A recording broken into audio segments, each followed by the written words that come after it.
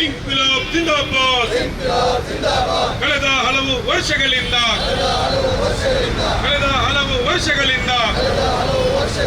ನಗರದ ಕದ್ರಿ ಪಾರ್ಕಿನ ಮುಂದೆ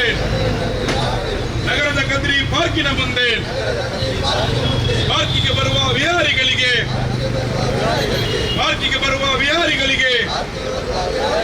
ತಂಪಾದ ಪಾನೀಯ ನೀಡಿ ಎಚ್ಚರಿಕೆ, ನಿಮಗೆ ಎಚ್ಚರಿಕೆ.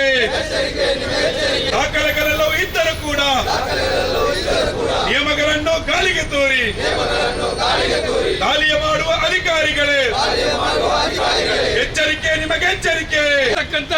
ನಮ್ಮ ಪ್ರಧಾನ ಕಾರ್ಯದರ್ಶಿ ಸಂತೋಷ್ ಅವರು ಬಾರಿ ಕರೆಕ್ಟ್ ಆಗಿ ಹೇಳಿದ್ರು.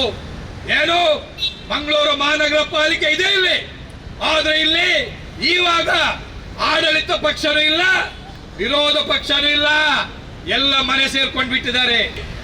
ನಮ್ಮ ಬಡಪಾಯಿ ಬೀದಿ ಬದಿ ವ್ಯಾಪಾರಸ್ಥರು ಕದ್ರಿ ಪಾರ್ಕಿನಲ್ಲಿ ನಿನ್ನೆ ಮೊನ್ನೆ ವ್ಯಾಪಾರ ಮಾಡಿರೋದಲ್ಲ, 35 ವರ್ಷ 40 ವರ್ಷದಿಂದ ಅದೇ ತಮ್ಮ ಬದುಕು ಅಂತ ತಿಳ್ಕೊಂಡು ವ್ಯಾಪಾರ ಮಾಡ್ಕೊಂಡು ಬರ್ತಾ ಇದ್ರು. ನೀವೇನ್ ಹೇಳ್ತೀರಿ ಕಮಿಷನರ್ ಅವರೇ, ಏನ್ ಹೇಳ್ತೀರಿ ಅಧಿಕಾರಿ ಅವರೇ?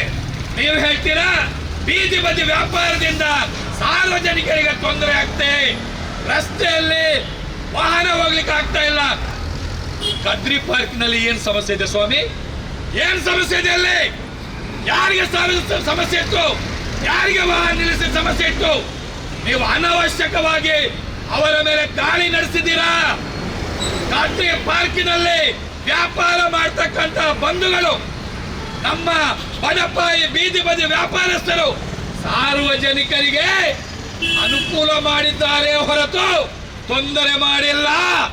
ಏನು ತಿಳ್ಕೊಂಡಿದ್ದೀರಿ? ಬೀದಿ ಬದಿ ವ್ಯಾಪಾರಸ್ಥರನ್ನ ಅವರಷ್ಟಕ್ಕೆ ವ್ಯಾಪಾರ ಮಾಡ್ತಾ ಇದ್ರು, ಅವರಷ್ಟಕ್ಕೆ ಬದುಕು ಕಟ್ಕೊಳ್ತಾ ಇದ್ರು, ಅವರ ಬದುಕನ್ನು ನಾಶ ಮಾಡ್ಲಿಕ್ಕೆ ಹೋಗ್ತಾ ಇದ್ದೀರಾ. ಯಾರು ಕದ್ರಿ ಪಾರ್ಕಿನ ಬೀದಿ ಬದಿ ವ್ಯಾಪಾರಸ್ಥರು?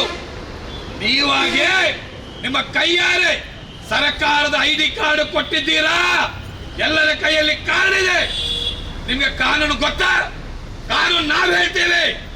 ನೀವು ಸರ್ವೆ ಮಾಡಿದ ನಂತರ, ಅವರ ಹೆಸರನ್ನು ನೀವು ಪಟ್ಟಿ ಮಾಡಿದ ನಂತರ, ಅವರಿಗೆ ಗುರುತಿನ ಚೀಟಿ ಕೊಟ್ಟ ನಂತರ ಅವರ ಮೇಲೆ ದಾಳಿ ಮಾಡ್ಲಿಕ್ಕಿಲ್ಲ. ಗೊತ್ತಿರಲಿ ಹೇಗೆ ಮಾಡಿದ್ರಿ ನೀವು ದಾಳಿ, ಹೇಗೆ ಅವರು ವಸ್ತು ಕೊಂಡೋದ್ರಿ, ಅದನ್ನೆಲ್ಲ ನೀವು ಕೊಂಡೋದ ನಂತರ ಮತ್ತೆ ವಾಪಸ್ ಕೊಡ್ಬೇಕಂತ ಕಾನೂನಿದೆ. 1 ತಿಂಗಳಾಗ್ತಾ ಬಂತು. ಏನ್ ಮಾಡಿದಿರಿ ನೀವು? ನಾವು ಕೇಳಲಿಕ್ಕೆ ಬಂದಿರುವಂತದ್ದು ಅದನ್ನ.